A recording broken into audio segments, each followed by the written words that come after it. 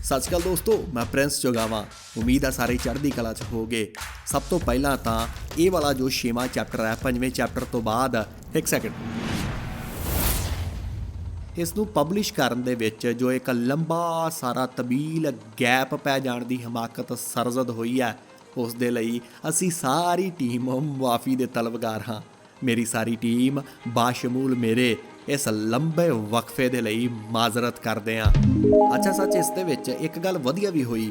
ਹੁਣੇ ਰਿਕਾਰਡਿੰਗ ਸ਼ੁਰੂ ਕਰਨ ਤੋਂ 2 ਮਿੰਟ ਪਹਿਲਾਂ ਅਸੀਂ ਆਪਸ ਦੇ ਵਿੱਚ ਡਿਸਕਸ ਕਰ ਰਹੇ ਸੀ ਕਿ ਇਸ ਗੈਪ ਦੇ ਦੌਰਾਨ ਤੁਹਾਡੇ ਬਹੁਤ ਸਾਰੇ ਲਾਤਾਦਾਦ ਮੈਸੇਜਸ ਮੌਸੂਲ ਹੋਏ ਸਾਨੂੰ ਇਸ 6ਵੇਂ ਚੈਪਟਰ ਨੂੰ ਲੈ ਕੇ ਕਿ ਉਹ 6ਵਾਂ ਚੈਪਟਰ ਕਦੋਂ ਪਬਲਿਸ਼ ਕਰ ਰਹੇ ਹੋ, ਕਦੋਂ ਆ ਰਿਹਾ ਹੈ, ਜਿਸ ਦੀ ਸਾਨੂੰ ਖੁਸ਼ੀ ਅਤੇ ਅਹਿਸਾਸ ਵੀ ਹੋਇਆ ਕਿ ਸਾਡੇ ਕੰਮ ਨੂੰ ਕਿੰਨੀ ਪਜ਼ੀਰਾਈ ਮਿਲ ਰਹੀ ਹੈ, ਤੁਸੀਂ ਕਿੰਨੇ ਜੁੜੇ ਹੋਏ ਹੋ ਸਾਡੇ ਨਾਲ।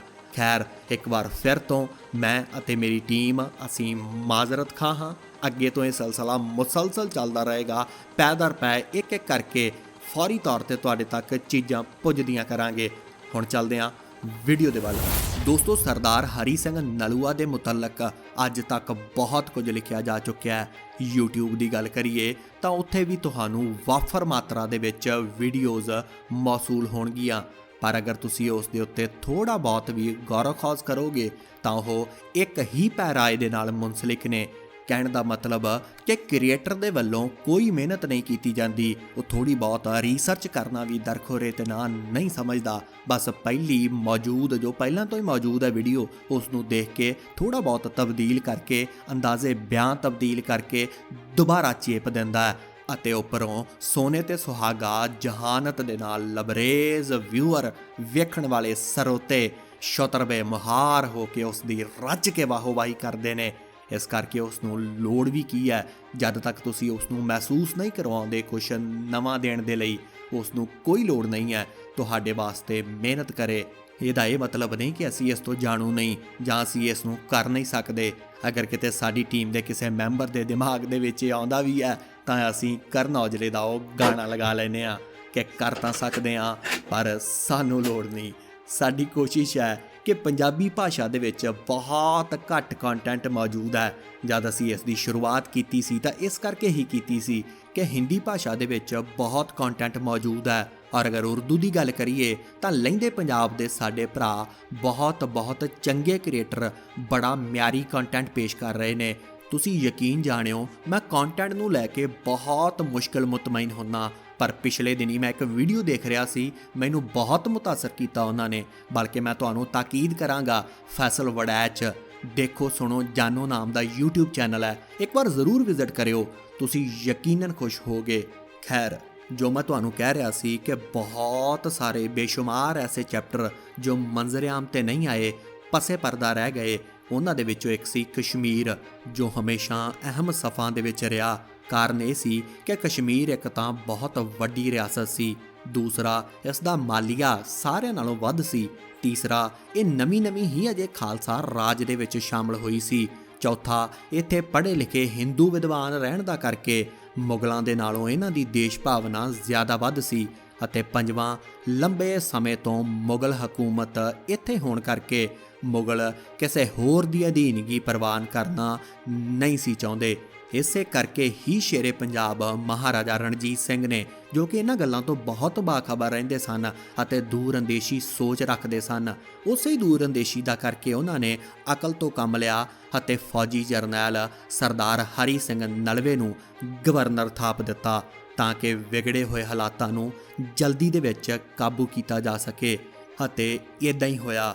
ਜਿਵੇਂ ਪਤਾ ਲੱਗਾ ਕਿ ਸ਼ੇਰ ਦਿਲ, ਵਿਵੇਕ ਦਿਲ, ਨੇਕ ਦਿਲ ਸਰਦਾਰ ਹਰੀ ਸਿੰਘ ਨਲਵਾ ਗਵਰਨਰ ਦੇ ਤੌਰ 'ਤੇ ਕਸ਼ਮੀਰ ਪਹੁੰਚ ਰਹੇ ਨੇ, ਤਾਂ ਇਹ ਖਬਰ ਸੁਣਦਿਆਂ ਹੀ ਹੰਕਾਰੀ, ਬੇਕਾਰੀ, ਤਾਨਾਸ਼ਾਹ, ਬਦਮਾਸ਼ ਅਤੇ ਲੁਟੇਰਿਆਂ ਦੇ ਦਿਲ ਦਹਿਲ ਗਏ।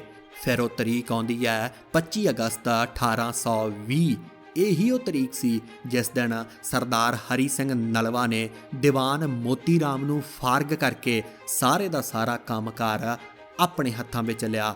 ਇਤਿਹਾਸਕਾਰ ਦੱਸਦੇ ਨੇ ਕਿ ਕਸ਼ਮੀਰੀ ਲੋਕ ਇਸ ਗੱਲ ਦੇ ਆਦੀ ਸਨ ਕਿ ਜਿਹੜਾ ਸ਼ਾਸਕ ਇਹਨਾਂ ਦੇ ਨਾਲ ਨਰਮੀ ਵਰਤਦਾ ਸੀ, ਉਸ ਦੇ ਵਿਰੁੱਧ ਇਹ ਬਗਾਵਤ ਕਰ ਦਿੰਦੇ ਸਨ ਅਤੇ ਸਖਤੀ ਕਰਨ ਵਾਲੇ ਨੂੰ ਜ਼ਾਲਮ ਅਤੇ ਫਾਲਮ ਕਹਿ ਕੇ ਭਾਂਡਿਆ ਕਰਦੇ ਸਨ। ਨਾਲ ਹੀ ਪਹਿਲੇ ਸ਼ਾਸਕ ਦੀ ਵਡਿਆਈ ਅਤੇ ਨਵੇਂ ਦੀ ਨਿੰਦਾ ਸ਼ੁਰੂ ਕਰ ਦਿੰਦੇ ਸਨ। ਗੱਲ ਕੀ ਕਿ ਹਾਕਮ ਦਾ ਟੇਢਾ ਮੇਢਾ ਨਾਮ ਰੱਖ ਕੇ ਉਸ ਨੂੰ ਟਿੱਚ ਸਮਝਦਿਆਂ ਹੋਇਆਂ ਬੇਇੱਜ਼ਤੀ ਕਰਦੇ ਸਨ। ਸੋ ਸਰਦਾਰ ਹਰੀ ਸਿੰਘ ਵਰਗਾ ਅਣਖੀਲਾ ਯੋਧਾ, ਧਰਮੀ ਬੰਦਾ, ਹਰ ਇੱਕ ਦੇ ਨਾਲ ਪਿਆਰ ਕਰਨ ਵਾਲਾ, ਇਮਾਨਦਾਰ, ਇਨਸਾਫੀ ਅਤੇ ਨੇਕ ਨੀਤੀਵਾਨ ਪ੍ਰਜਾ ਦੇ ਦੁੱਖਾਂ ਨੂੰ ਕਿਵੇਂ ਸਹਾਰ ਸਕਦਾ ਸੀ। ਗਵਰਨਰੀ ਦੀ ਗੱਦੀ ਸੰਭਾਲਦਿਆਂ ਪਹਿਲਾ ਐਲਾਨ ਸ਼ੇਰੇ ਪੰਜਾਬ ਦੀ ਇਸ ਜਰਨੈਲ ਨੇ ਇਹ ਕੀਤਾ ਕਿ ਮੇਰੇ ਹੁੰਦੇ ਹੋਇਆਂ ਕੋਈ ਵੀ ਬੰਦਾ ਹਕੂਮਤ ਦੇ ਵਿਰੁੱਧ ਬਗਾਵਤ ਨਹੀਂ ਕਰ ਸਕਦਾ, ਨਿਰਬਲਾਂ ਅਤੇ ਗਰੀਬਾਂ ਨੂੰ ਖਾਹ-ਮਖਾਹ ਤੰਗ ਨਹੀਂ ਕਰ ਸਕਦਾ, ਬਹੂ ਬੇਟੀਆਂ ਦੀ ਬੇਪੱਤੀ ਨਹੀਂ ਕਰਨ ਦਿਆਂਗਾ, ਹਕੂਮਤ ਦੇ ਰਾਹ ਦੇ ਵਿੱਚ ਔਕੜਾਂ ਨਹੀਂ ਖੜੀਆਂ ਕਰਨ ਦਿਆਂਗਾ ਅਤੇ ਕਿਸੇ ਨੂੰ ਵੀ ਨਿਯਮ ਤੋਂ ਬਾਹਰ ਜਾਣ ਦੀ ਇਜਾਜ਼ਤ ਨਹੀਂ ਦਿੱਤੀ ਜਾਵੇਗੀ। ਸਰਦਾਰ ਹਰੀ ਸਿੰਘ ਨਲਵਾ ਨੇ ਮਸ਼ਟੰਡਿਆਂ, ਚੋਰਾਂ, ਠੱਗਾਂ, ਡਾਕੂਆਂ, ਲੁਟੇਰਿਆਂ ਅਤੇ ਤਾਨਾਸ਼ਾਹਾਂ ਨੂੰ ਸਿੱਧੇ ਤੌਰ 'ਤੇ ਆਖਿਆ ਕਿ ਜਾਂ ਤਾਂ ਬਾਜ ਆ ਜਾਓ, ਨਹੀਂ ਤਾਂ ਤੁਹਾਡੇ ਨਾਲ ਤਕੜੇ ਹੱਥੀਂ ਨਜਿੱਠਿਆ ਜਾਵੇਗਾ। ਲਾਚਾਰੀ ਦੇ ਵਿੱਚ ਆ ਕੇ ਸਾਨੂੰ ਸਖਤੀ ਨਾ ਵਰਤਣੀ ਪੈ ਜਾਵੇ, ਕਿਉਂਕਿ ਡੰਡਾ ਪੀਰ ਹੈ ਵਿਗੜਿਆਂ ਤਿਗੜਿਆਂ ਦਾ। ਪਰ ਮੇਰਾ ਮਿਸ਼ਨ ਜੰਗਲ ਰਾਜ ਨਹੀਂ, ਹਲੇਮੀ ਰਾਜ ਹੈ। ਤੁਹਾਡਾ ਸਾਥ ਅਤੇ ਤੁਹਾਡਾ ਪਿਆਰ ਮੈਨੂੰ ਦੋਵੇਂ ਹੀ ਚਾਹੀਦੇ ਨੇ। ਇਹ ਦਿਓਗੇ ਤਾਂ ਕਦੇ ਵੀ ਤੁਹਾਡੇ ਉੱਤੇ ਆਂਚ ਨਹੀਂ ਆਉਣ ਦਿਆਂਗਾ, ਇਹ ਮੇਰਾ ਵਾਅਦਾ ਹੈ। ਇਹਨਾਂ ਬੋਲਾਂ ਦੇ ਨਾਲ ਸਰਦਾਰ ਹਰੀ ਸਿੰਘ ਨਲਵਾ ਨੇ ਜਿੱਥੇ ਬਹੁਤ ਸਾਰੀ ਪ੍ਰਜਾ ਦੇ ਦਿਲ ਜਿੱਤੇ, ਉੱਥੇ ਹੀ ਚੋਰਾਂ, ਠੱਗਾਂ, ਲੁਟੇਰਿਆਂ ਨੂੰ ਇਹ ਬੋਲ ਆਪਣੀ ਮੌਤ ਦੇ ਸਮਾਨ ਲੱਗੇ। ਇਸ ਸਾਰੇ ਸ਼ੁਰੂਆਤੀ ਵਰਤਾਰੇ ਤੋਂ ਬਾਅਦ ਸਰਦਾਰ ਹਰੀ ਸਿੰਘ ਨਲਵਾ ਨੇ ਗਵਰਨਰੀ ਤਾਂ ਸੰਭਾਲ ਲਈ, ਪਰ ਇਹਨਾਂ ਨੂੰ ਬੋਲਾਂ ਨੂੰ ਪਗਾਉਣ ਦੇ ਲਈ ਬਹੁਤ ਸਾਰਾ ਤਗਾਦੌ ਕਰਨਾ ਬਾਕੀ ਸੀ, ਕਿਉਂਕਿ ਇਹ ਸਾਰਾ ਕੁਝ ਇੰਨਾ ਆਸਾਨ ਨਹੀਂ ਸੀ। ਬਹੁਤ ਕੁਝ ਮੁਸ਼ਕਲਾਂ ਪਹਿਲਾਂ ਤੋਂ ਦਰਪੇਸ਼ ਸਨ ਅਤੇ ਕੁਝ ਬਾਅਦ ਵਿੱਚ ਆ ਗਈਆਂ। ਮਸਲਨ ਜਿਵੇਂ ਕਸ਼ਮੀਰ ਦੀ ਘਾਟੀ ਦੇ ਅੰਦਰ ਹੈਜੇ ਦੀ ਭਿਆਨਕ ਬਿਮਾਰੀ ਫੈਲ ਗਈ, ਜਿਸ ਦੇ ਵਿੱਚ 35,000 ਤੋਂ ਵੱਧ ਲੋਕ ਮਾਰੇ ਗਏ। ਉਧਰ ਬਾਰਾਮੁੱਲਾ ਤੇ ਪੁੰਛ ਦੇ ਇਲਾਕਿਆਂ ਦੇ ਵਿੱਚ ਬਾਗੀਆਂ ਦੇ ਵੱਲੋਂ ਬਗਾਵਤ ਸ਼ੁਰੂ ਕਰ ਦਿੱਤੀ ਗਈ। ਉਧਰ ਲੇਹ ਲਦਾਖ ਅਤੇ ਲਾਗਲੇ ਇਲਾਕਿਆਂ ਦੇ ਵਿੱਚ ਜੋ ਭੇਡਾਂ ਸਨ, ਉਹਨਾਂ ਤੋਂ ਕੀਮਤੀ ਅਤੇ ਵਧੀਆ ਉੱਨ ਮਿਲਿਆ ਕਰਦੀ ਸੀ ਅਤੇ ਹੋਰ ਬਹੁਤ ਵੱਡੀ ਮਾਤਰਾ ਦੇ ਵਿੱਚ ਕੱਚਾ ਮਾਲ ਉਸੇ ਤੋਂ ਹੀ ਤਿਆਰ ਹੁੰਦਾ ਸੀ। ਉਹ ਬਿਮਾਰੀ ਦੇ ਕਾਰਨ ਇੱਜੜਾਂ ਦੇ ਇੱਜੜ ਮਾਰੇ ਗਏ।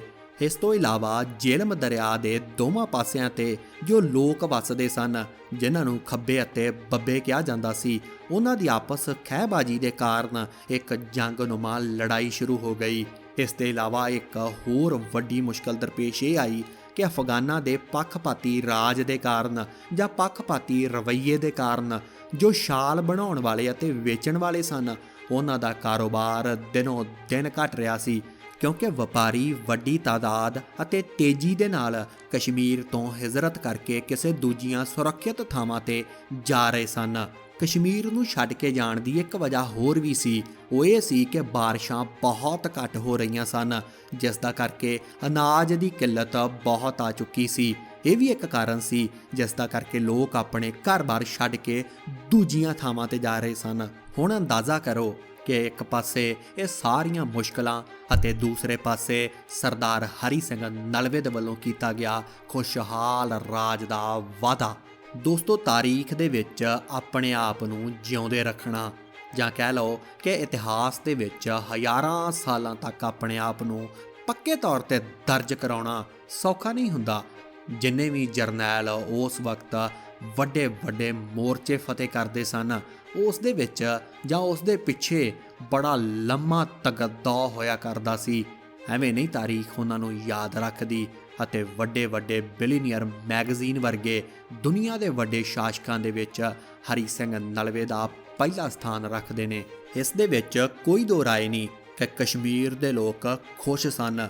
ਸਿੱਖ ਰਾਜ ਦੇ ਅਧੀਨ ਕਸ਼ਮੀਰ ਆਉਣ ਦਾ ਕਰਕੇ ਉਹਨਾਂ ਲੋਕਾਂ ਨੇ ਸੁੱਖ ਦਾ ਸਾਹ ਲਿਆ ਸੀ, ਪਰ ਪਿਛਲੇ 500 ਸਾਲ ਦੇ ਮੁਗਲ ਰਾਜ ਅਤੇ ਹੁਣ 37, ਹੁਣ ਦਾ ਮਤਲਬ ਅੱਜ ਨਹੀਂ 1820 ਦੀ ਗੱਲ ਕਰ ਰਹੇ ਹਾਂ, ਕਿ ਪਿਛਲੇ 500 ਸਾਲ ਦੇ ਮੁਗਲ ਰਾਜ ਉਹਨਾਂ ਦੇ ਉੱਤੇ, ਉਦੋਂ ਪਿਛਲੇ 500 ਸਾਲਾਂ ਤੋਂ ਮੁਗਲ ਰਾਜ ਅਤੇ ਤਾਜ਼ਾ 37 ਸਾਲ ਤੋਂ ਚੱਲ ਰਿਹਾ ਅਫਗਾਨੀਆਂ ਦਾ ਰਾਜ, ਉਹ ਜੁੜੇ ਹੋਣ ਦਾ ਕਰਕੇ ਨਾਲ ਉਹਨਾਂ ਦੇ ਖੱਬੇ ਅਤੇ ਬੱਬੇ, ਜੋ ਮੈਂ ਤੁਹਾਨੂੰ ਦੋਵਾਂ ਦਾ ਉਹਨਾਂ ਦੇ ਬਾਰੇ ਵੀ ਤੁਹਾਨੂੰ ਅੱਗੇ ਚੱਲ ਕੇ ਦੱਸਦਾ ਕਿ ਖੱਬੇ ਅਤੇ ਬੱਬੇ ਮਨਮਾਨੀਆਂ ਕਰ ਰਹੇ ਸਨ।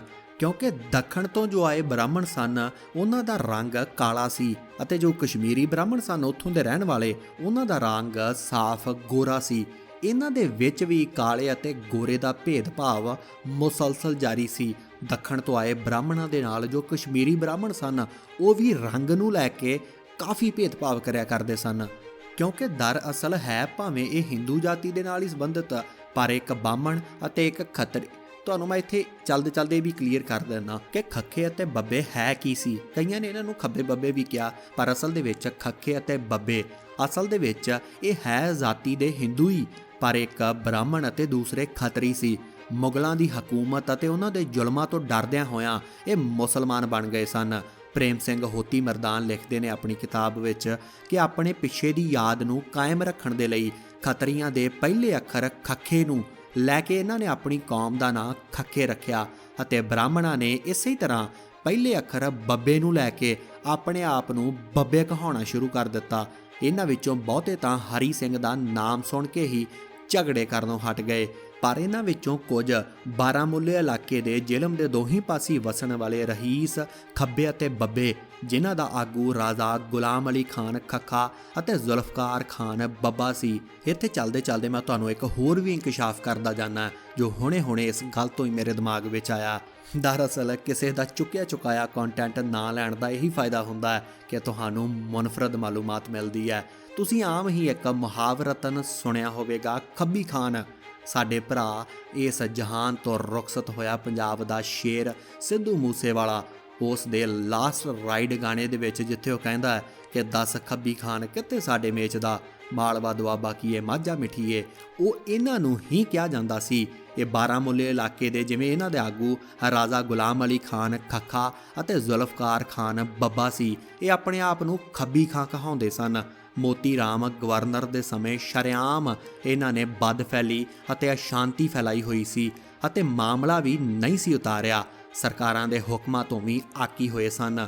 ਸਰਦਾਰ ਨਲੂਏ ਦੇ ਆਪ ਬਾਰਾਮੂਲਾ ਪਹੁੰਚਣ ਤੇ ਇੱਥੋਂ ਦੇ ਹਾਕਮ ਅਤੇ ਲੋਕ ਇੰਨੇ ਡਰੇ ਕਿ ਬਹੁਤਿਆਂ ਨੇ ਪਿਛਲਾ ਰਹਿੰਦਾ ਮਾਲੀਆ ਵੀ ਦਿੱਤਾ ਅਤੇ ਹਰ ਘਰ ਤੇ ਲੱਗਾ ਤਾਵਾਨੇ ਜੰਗ, ਮਤਲਬ ਜੰਗ ਦਾ ਤਾਵਾਨ ਪ੍ਰਤੀ ਘਰ 5 ਰੁਪਏ ਸੀ, ਉਹ ਵੀ ਆਪ ਖੁਦ ਜਮ੍ਹਾਂ ਕਰਵਾ ਕੇ ਆਏ ਅਤੇ ਨਾਲ ਲਿਖਤੀ ਰੂਪ ਦੇ ਵਿੱਚ ਇਕਰਾਰ ਵੀ ਕੀਤਾ ਕਿ ਅਸੀਂ ਸਰਕਾਰ ਦਾ ਹਰ ਇੱਕ ਹੁਕਮ ਮੰਨਾਂਗੇ। ਇਸ ਉਪਰੰਤ ਸਰਦਾਰ ਹਰੀ ਸਿੰਘ ਨਲਵਾ ਖੁਦ ਸਰਦਾਰ ਟੇਕ ਸਿੰਘ ਅਤੇ ਸਰਦਾਰ ਹਾਕਮ ਸਿੰਘ ਦੀਆਂ ਪਲਟਨਾਂ ਲੈ ਕੇ ਖੱਫੇ ਬੱਬਿਆਂ ਦੇ ਪਿੰਡਾਂ 'ਚ ਜਾ ਪਹੁੰਚੇ। ਪੌ ਫਟਾਲੇ ਹੀ, ਮਤਲਬ ਦਿਨ ਚੜ੍ਹਦਿਆਂ ਦੇ ਅਜੇ ਅੰਮ੍ਰਿਤ ਵੇਲਾ ਹੋਇਆ ਸੀ, ਦਿਨ ਦਾ ਚੜ੍ਹਾਅ ਹੋ ਰਿਹਾ ਸੀ। ਇਹਨਾਂ ਦੇ ਹਾਕਮ ਸੁੱਤੇ ਪਏ ਹੀ ਦਬ ਲਏ।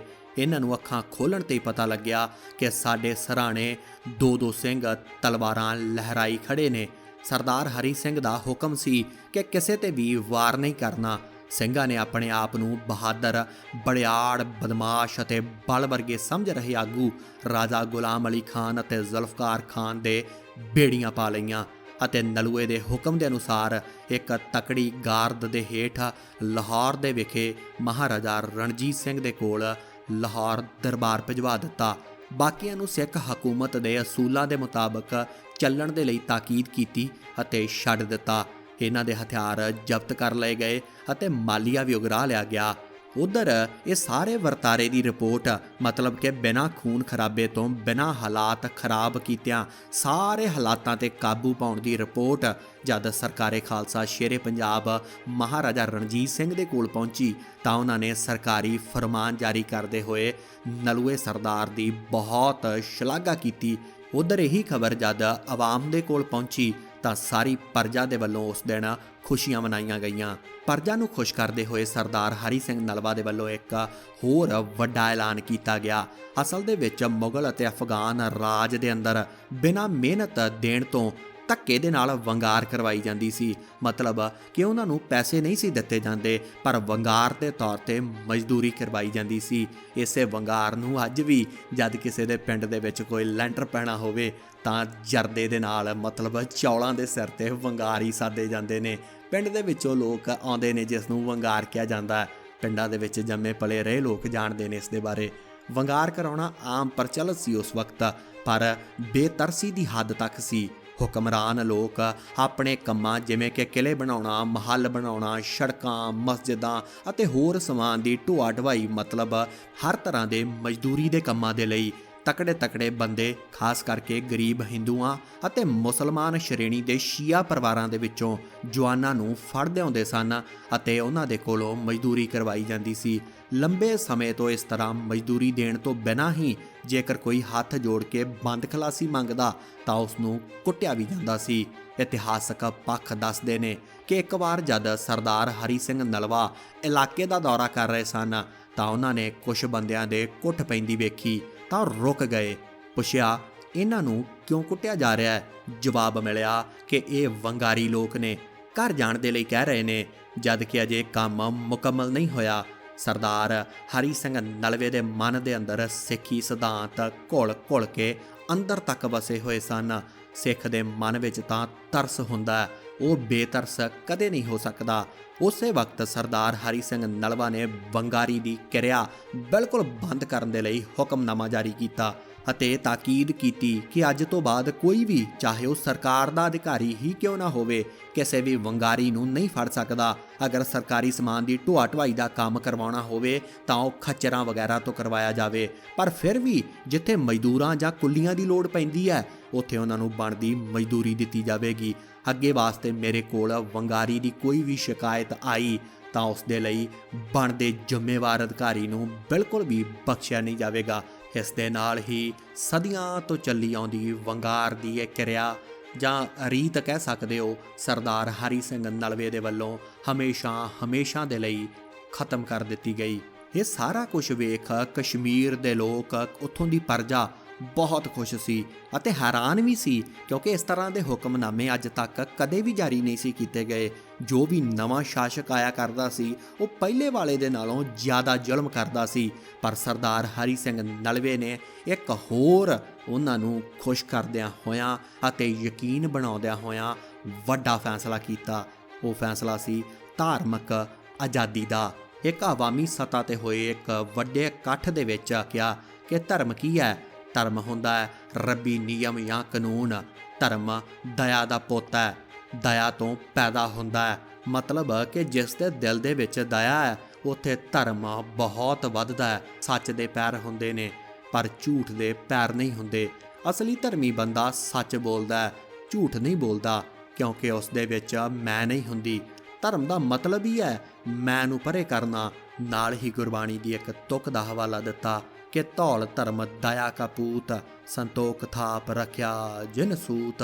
ਸਰਦਾਰ ਹਰੀ ਸਿੰਘ ਨਲਵੇ ਦੇ ਵੱਲੋਂ ਹੁਕਮਨਾਮਾ ਜਾਰੀ ਕੀਤਾ ਗਿਆ ਕਿ ਹਰ ਇੱਕ ਨੂੰ ਆਪਣੇ ਧਰਮ ਦੇ ਰੀਤੀ ਰਿਵਾਜਾਂ ਅਤੇ ਆਪਣੇ ਦੇਵੀ ਦੇਵਤਿਆਂ ਮੁਰਸ਼ਦ ਨੂੰ ਮੰਨਣ ਦੀ ਪੂਰਨ ਤੌਰ 'ਤੇ ਆਜ਼ਾਦੀ ਹੈ, ਪਰ ਕੋਈ ਵੀ ਕਿਸੇ ਹੋਰ ਧਰਮ ਦੇ ਵਿੱਚ ਮਦਾਖਲਤ ਨਹੀਂ ਕਰ ਸਕਦਾ ਅਤੇ ਨਾ ਹੀ ਕਿਸੇ ਨੂੰ ਜਬਰਨ ਧਰਮ ਤਬਦੀਲ ਕਰਵਾਇਆ ਜਾ ਸਕਦਾ ਹੈ। ਇਸ ਕਰਕੇ ਕੋਈ ਵੀ ਕਿਸੇ ਦੂਸਰੇ ਧਰਮ ਨੂੰ ਹਾਨੀ ਨਾ ਪਹੁੰਚਾਵੇ।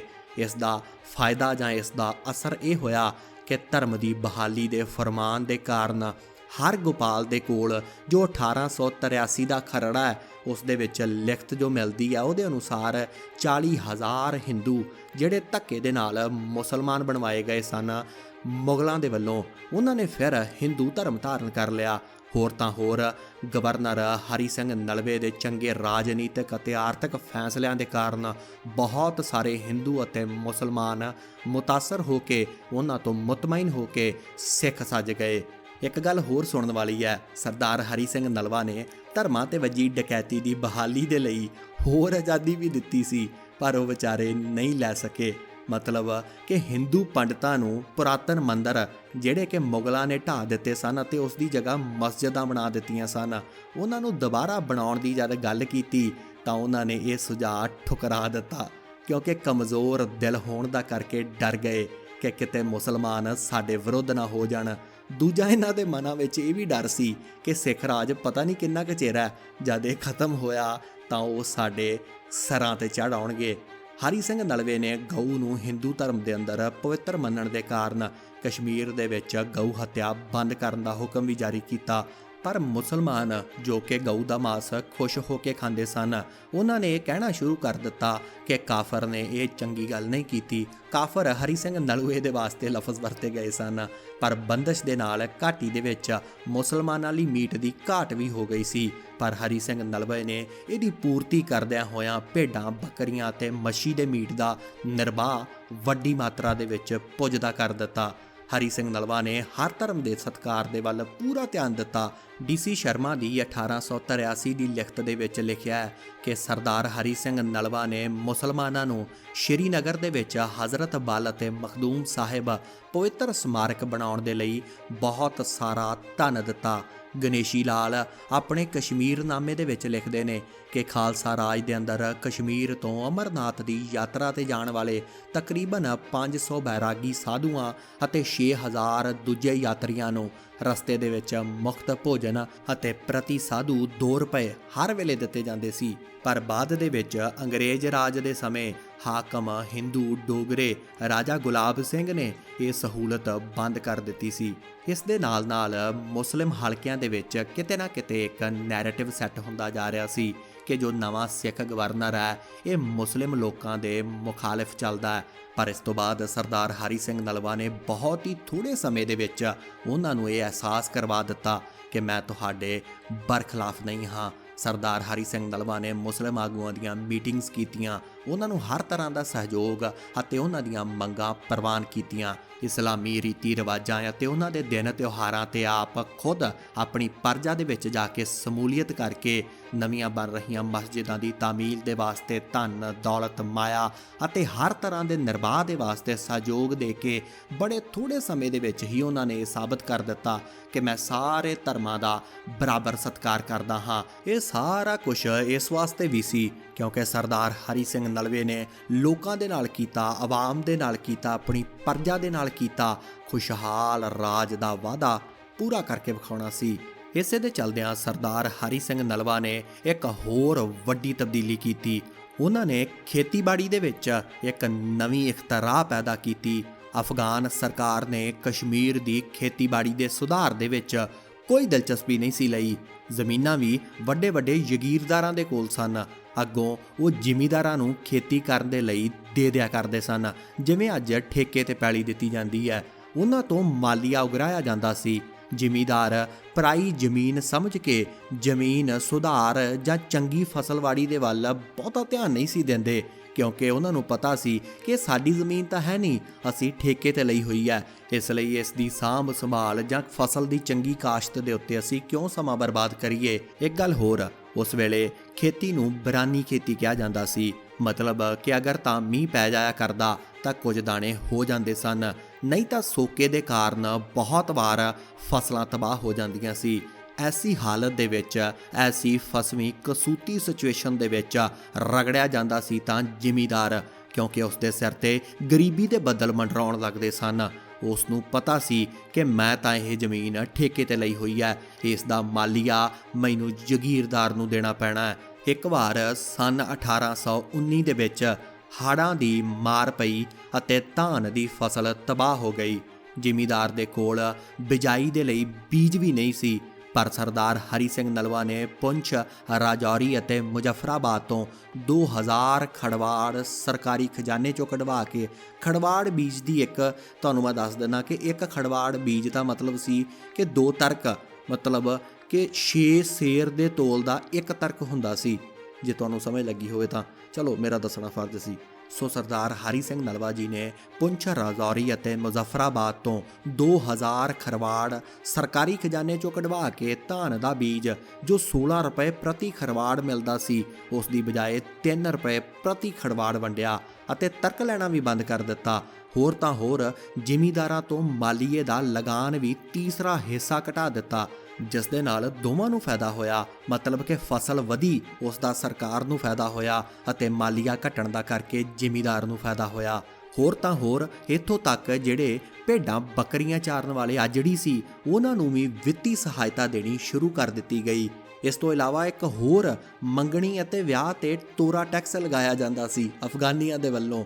ਉਹ ਵਾਲਾ ਤੋਰਾ ਟੈਕਸ ਬੰਦ ਕੀਤਾ ਸਰਦਾਰ ਹਰੀ ਸਿੰਘ ਨਲਵੇ ਨੇ। ਅਤੇ ਸਭ ਤੋਂ ਵੱਡਾ ਜੁਰਤ ਵਾਲਾ ਅਤੇ ਮੇਨ ਫੈਸਲਾ ਇਹ ਲਿਆ ਕਿ ਅਫਗਾਨੀ ਜਾਗੀਰਦਾਰਾਂ ਦੀਆਂ ਜ਼ਮੀਨਾਂ ਨੂੰ ਖਾਲਸਾ ਸਰਕਾਰ ਦੀ ਜ਼ਮੀਨ ਐਲਾਨ ਦਿੱਤਾ, ਜਿਸ ਤੋਂ ਬਾਅਦ ਕਸ਼ਮੀਰ ਦੇ ਹਿੰਦੂਆਂ, ਮੁਸਲਮਾਨਾਂ ਅਤੇ ਸਿੱਖਾਂ ਤੋਂ ਇਸ ਜ਼ਮੀਨ ਤੇ ਖੇਤੀ ਕਰਨ ਦੀਆਂ ਦਰਖਾਸਤਾਂ ਮੰਗੀਆਂ ਅਤੇ ਅਫਗਾਨੀ ਲੋਕਾਂ ਨੂੰ ਖੇਤੀ ਕਰਨ ਦੇ ਨਾਲ ਖੇਤ ਵਿੱਚ ਕੰਮ ਕਰਾ ਕੇ ਗੁਜ਼ਾਰਾ ਕਰਨ ਲਈ ਹੁਕਮ ਕੀਤਾ।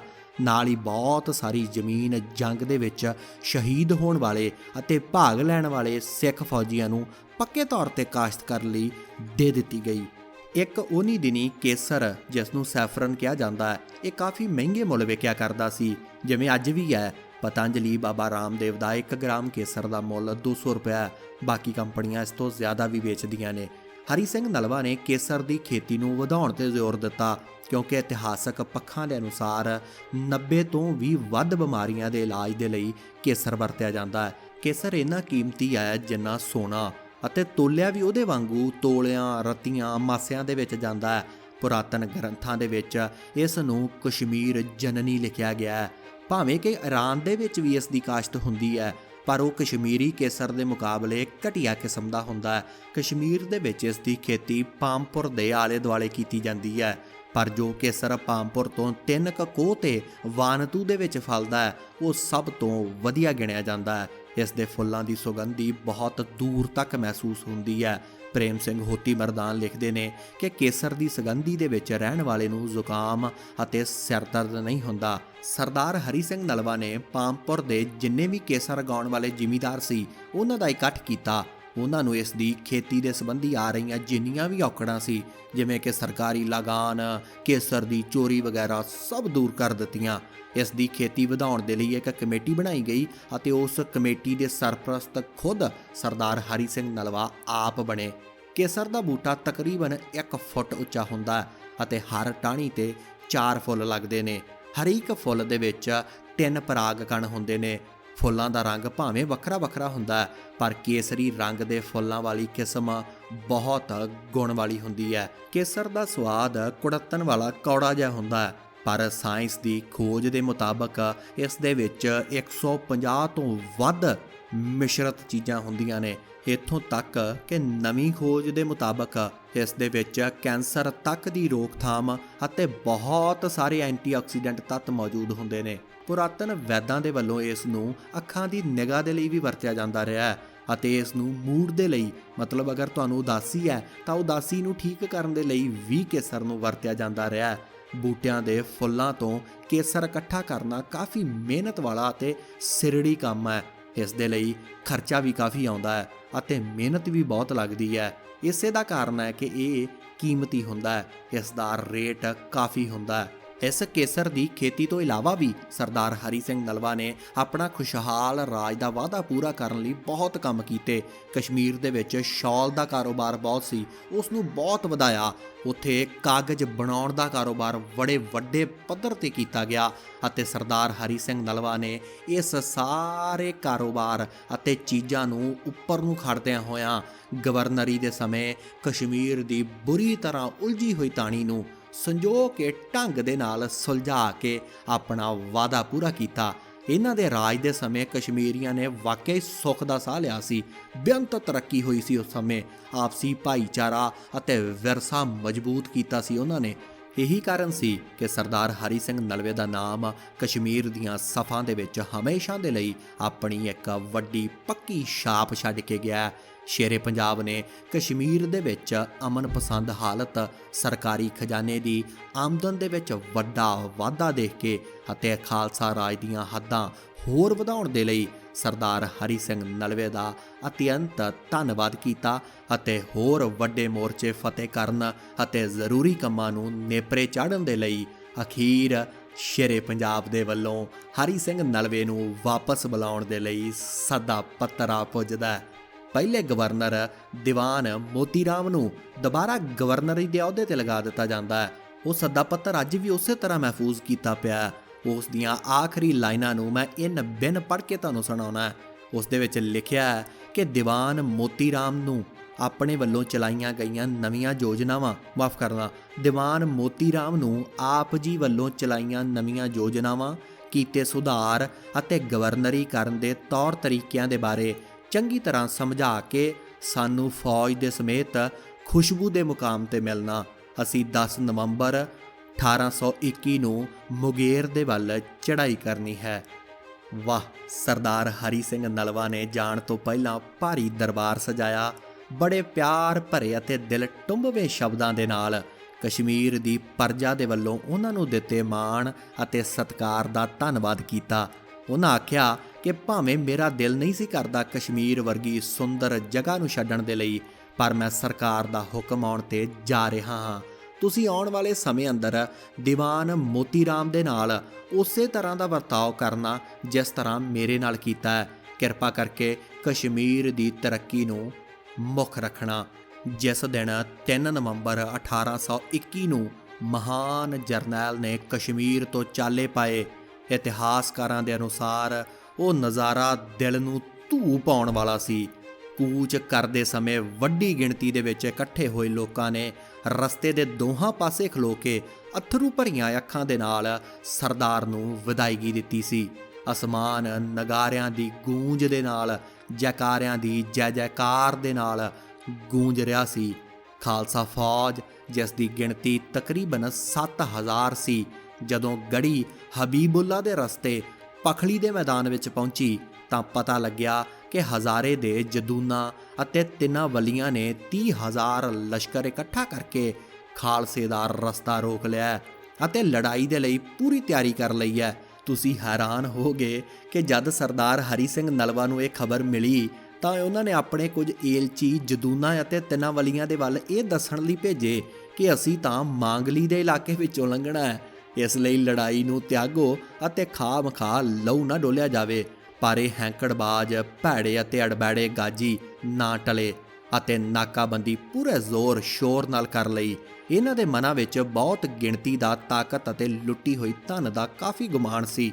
ਐਸੇ ਹਾਲਾਤ ਜਦੋਂ ਸਰਦਾਰ ਹਰੀ ਸਿੰਘ ਨਲਵਾ ਨੇ ਤੱਕੇ ਤਾਂ ਇੱਕਦਮ ਖਾਲਸਾ ਫੌਜ ਨੂੰ 3 ਭਾਗਾਂ 'ਚ ਵੰਡ ਕੇ ਹਮਲਾ ਕਰ ਦਿੱਤਾ। ਅੱਗੋਂ ਪੂਰੇ ਜੋਸ਼ ਦੇ ਵਿੱਚ ਆਪਣੇ ਆਪ ਨੂੰ ਬਹਾਦਰ ਕਹਾਉਣ ਵਾਲੇ ਇਹ ਤਿਨਾਵਲੀ ਖਾਲਸਾ ਫੌਜ 'ਤੇ ਟੁੱਟ ਕੇ ਪੈ ਗਏ। ਤੜਾ ਤੜ ਗੋਲੀਆਂ ਚੱਲਣ ਲੱਗੀਆਂ, ਤਲਵਾਰਾਂ ਦੀ ਕੜਾ ਕੜ ਕਰਨ ਲੱਗੀ ਅਤੇ ਭਿੜਦੇ ਹੋਏ ਸੂਰਮੇ ਲਹੂ ਲਹਾਨ ਹੋ ਕੇ ਧਰਤੀ 'ਤੇ ਡਿੱਗਣ ਲੱਗੇ। ਜੰਗ ਦੇ ਮੈਦਾਨ ਦੇ ਵਿੱਚ ਗਾਜੀਆਂ ਨੂੰ ਖੰਭਿਆਂ ਦੀ ਤਰ੍ਹਾਂ ਡਟੇ ਦੇਖ ਕੇ ਸਰਦਾਰ ਮੇਘ ਸਿੰਘ ਰੂਸਾ ਆਪਣੇ ਸਿੰਘਾਂ ਦੇ ਨਾਲ ਨਿਡਰ ਹੋ ਕੇ, ਨਿਰਭੈ ਹੋ ਕੇ ਬੜੀ ਨਿਡਰਤਾ ਦੇ ਨਾਲ ਅੱਗੇ ਵਧਿਆ ਅਤੇ ਗਾਜ਼ੀਆਂ ਦੇ ਗੜ੍ਹ ਨੂੰ ਤੋੜ ਦਿੱਤਾ। ਮਾਂਗਲੀ ਦੇ ਇਲਾਕੇ 'ਤੇ ਇਤਿਹਾਸਕਾਰ ਦੱਸਦੇ ਨੇ ਕਿ ਲੋਥਾਂ ਦੇ ਢੇਰ ਲੱਗ ਚੁੱਕੇ ਸਨ। ਅਖੀਰ ਲੜਦਾ ਲੜਦਾ ਭਾਈ ਰੂਪਾ ਬੇਸ਼ੁਮਾਰ ਗੋਲੀਆਂ ਲੱਗਣ ਦਾ ਕਰਕੇ ਪ੍ਰਾਣ ਤਿਆਗ ਗਿਆ। ਪਰ ਇਸ ਦੀ ਦਲੇਰੀ ਅਤੇ ਹੱਲਾਸ਼ੇਰੀ ਨੇ ਜੰਗ ਦੇ ਮੈਦਾਨ ਵਿੱਚ ਇੰਨਾ ਜੋਸ਼ ਭਰ ਦਿੱਤਾ ਸੀ ਕਿ ਸਿੰਘਾਂ ਨੇ ਮਾਂਗਲੀ ਦੇ ਚਸ਼ਮਿਆਂ 'ਤੇ ਕਬਜ਼ਾ ਕਰ ਲਿਆ। ਸੂਰਜ ਡੁੱਬਣ ਦੇ ਤੱਕ ਮੈਦਾਨ ਖਾਲਸੇ ਦੇ ਹੱਥ ਆ ਚੁੱਕਾ ਸੀ। ਰਾਤ ਪਈ ਅਤੇ ਲੜਾਈ ਰੁਕ ਗਈ। ਪਰ ਅਗਲੇ ਦਿਨ ਇਹ ਗਾਜ਼ੀ ਹਾਰ ਪ੍ਰਵਾਨ ਕਰਕੇ ਦੋਵੇਂ ਹੱਥ ਜੋੜ ਕੇ ਜਾਨ ਬਖਸ਼ੀ ਦੇ ਲਈ ਸਰਦਾਰ ਹਰੀ ਸਿੰਘ ਨਲਵਾ ਦੇ ਅੱਗੇ ਪੇਸ਼ ਹੋਏ। ਇੰਜ ਇਹਨਾਂ ਹੰਕਾਰਿਆਂ ਨੇ ਬਹੁਤਿਆਂ ਦੀਆਂ ਜਾਨਾਂ ਵੀ ਗਵਾਈਆਂ ਅਤੇ ਅਸਲ ਧਨ ਵੀ ਗਵਾ ਲਿਆ। ਬੇਇੱਜ਼ਤੀ ਕਰਵਾਈ ਉਹ ਵੱਖਰੀ। ਸਰਦਾਰ ਹਰੀ ਸਿੰਘ ਨੇ ਤਰਸ ਖਾ ਕੇ ਜਾਨ ਬਖਸ਼ੀ ਤਾਂ ਕਰ ਦਿੱਤੀ, ਪਰ ਆਉਣ ਵਾਲੇ ਸਮੇਂ ਦੇ ਅੰਦਰ ਸਿੱਖਿਆ ਦੇਣ ਦੇ ਲਈ ਇਹ ਸ਼ਰਤ ਰੱਖੀ ਕਿ ਹਰ ਇੱਕ ਘਰ 5 ਰੁਪਏ ਜੰਗ ਦਾ ਡੰਨ ਦੇਵੇ ਅਤੇ ਇਹਨਾਂ ਜੰਗ ਡੰਨ ਖਾਲਸੇ ਨੂੰ ਦੇ ਕੇ ਖਹਿੜਾ ਛਡਵਾਇਆ। ਪਾਣੀ ਦੇ ਚਸ਼ਮੇ ਦੇ ਲਾਗੇ ਸ਼ਹੀਦਾਂ ਦਾ ਦਾਹ ਸੰਸਕਾਰ ਕੀਤਾ ਗਿਆ ਅਤੇ 3 ਦਿਨ ਇੱਥੇ ਆਰਾਮ ਕਰਕੇ ਫੌਜ ਨੇ ਅੱਗੇ ਚਾਲੇ ਪਾਏ। ਫੱਟੜ ਸਿੰਘਾਂ ਨੂੰ ਮਰਮ ਪੱਟੀ ਦੇ ਲਈ ਪੰਜਾ ਸਾਹਿਬ ਪਹੁੰਚਾਇਆ ਗਿਆ। ਇਹ ਜੋ ਮਾਂਗਲੀ ਹੈ, ਇਹ ਹਜ਼ਾਰੇ ਦੀ ਰਾਜਧਾਨੀ ਸੀ। ਲੜਾਈ ਦੇ ਕਾਰਨ ਸਰਹੰਦ ਦੇ ਵਾਂਗੂ ਇਸ ਸ਼ਹਿਰ ਦੇ ਵਸਨੀਕਾਂ ਤੇ ਵੀ ਕਾਫੀ ਭਾਰੀ ਮਾਰ ਪਈ ਸੀ। ਉਹਨਾਂ ਨੂੰ ਕਾਫੀ ਵੱਡਾ ਨੁਕਸਾਨ ਝੱਲਣਾ ਪਿਆ ਸੀ ਅਤੇ ਸਮਾਂ ਪਾ ਕੇ ਸ਼ਹਿਰ ਉਜੜ ਗਿਆ। ਮਾਂਗਲੀ ਦੇ ਖੰਡਰ 1970 ਦੇ ਤੱਕ ਮੌਜੂਦ ਸਨ।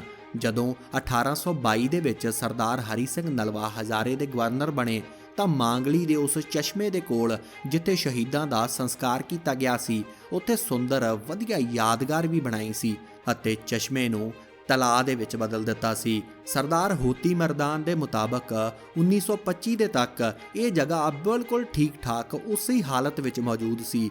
ਇੱਥੇ ਵਿਸਾਖੀ ਦੇ ਦਿਨ ਮੇਲਾ ਵੀ ਲੱਗਿਆ ਕਰਦਾ ਸੀ, ਪਰ ਦੇਸ਼ ਦੀ ਵੰਡ ਦੇ ਕਾਰਨ ਸਿੱਖਾਂ ਦੇ ਹੱਥੋਂ ਇਹ ਮਹਾਨ ਯਾਦਾਂ ਖੁੱਸ ਗਈਆਂ। ਸਿੱਖ ਪੰਥ ਦੇ ਲਈ ਇਹ ਭੈੜੀ ਵੰਡ ਵੱਡਾ ਘਾਟਾ ਸਾਬਤ ਹੋਈ। ਪਰ ਖਾਲਸਾ ਰਾਜ ਦੀ ਰਾਜਧਾਨੀ ਲਾਹੌਰ ਹੋਣ ਦਾ ਕਰਕੇ ਮੰਨ ਲਓ ਕਿ ਪਾਕਿਸਤਾਨ ਇਸ ਰਾਜ ਦਾ ਸਿਰ ਹੋਇਆ ਕਰਦਾ ਸੀ। ਵੀਡੀਓ ਦੀ ਡਿਊਰੇਸ਼ਨ ਕਾਫੀ ਲੰਬੀ ਹੋਣ ਦਾ ਕਰਕੇ ਮੇਰਾ ਖਿਆਲ ਹੈ ਕਿ ਇਸ ਨੂੰ ਇੱਥੇ ਸਮਾਪਤ ਕਰਦੇ ਹਾਂ ਅਤੇ ਅਗਲੇ 7ਵੇਂ ਚੈਪਟਰ ਦੇ ਵਿੱਚ ਇੱਥੋਂ ਹੀ ਸ਼ੁਰੂਆਤ ਕਰਾਂਗੇ, ਕਿਉਂਕਿ ਬਹੁਤ ਹੀ ਪਿਆਰਾ ਕਿੱਸਾ ਮੁਗੇਰ ਦੇ ਵੱਲ ਨੂੰ ਜਦ ਚੜ੍ਹਾਈ ਕਰਦੇ ਨੇ, ਜਿਸ ਦਾ ਕਰਕੇ ਸਰਦਾਰ ਹਰੀ ਸਿੰਘ ਨਲਵਾ ਨੂੰ ਕਸ਼ਮੀਰ ਤੋਂ ਵਾਪਸ ਬੁਲਾਇਆ ਗਿਆ ਸੀ। ਮੁਗੇਰ ਅਟਕ ਦਰਿਆ ਦੇ ਸੱਜੇ ਪਾਸੇ ਦੂਰ ਤੱਕ ਫੈਲਿਆ ਹੋਇਆ ਏਰੀਆ ਸੀ ਅਤੇ ਹਜ਼ਾਰੇ ਦੇ ਰਸਤੇ ਦੇ ਵਿੱਚ ਜੋ ਔਕੜਾਂ ਆਈਆਂ ਅਤੇ ਕਿਵੇਂ ਫਿਰ ਉਸ ਦੇ ਨਾਲ ਨਜਿੱਠਿਆ ਗਿਆ ਅਤੇ ਤਾਰੀਨ ਅਤੇ ਬੰਬਾਜ਼ ਨੂੰ ਇੱਕ ਵੱਡੀ ਸ਼ਿਕਸਤ ਕਿਵੇਂ ਦਿੱਤੀ ਗਈ, ਇਹ ਸਾਰਾ ਕੁਝ ਡਿਸਕਸ ਕਰਾਂਗੇ 7ਵੇਂ ਚੈਪਟਰ ਦੇ ਵਿੱਚ। ਮੈਂ ਪ੍ਰਿੰਸ ਚੋਗਾਵਾਂ, ਬਹੁਤ ਸਾਰਾ ਪਿਆਰ, ਧੰਨਵਾਦ।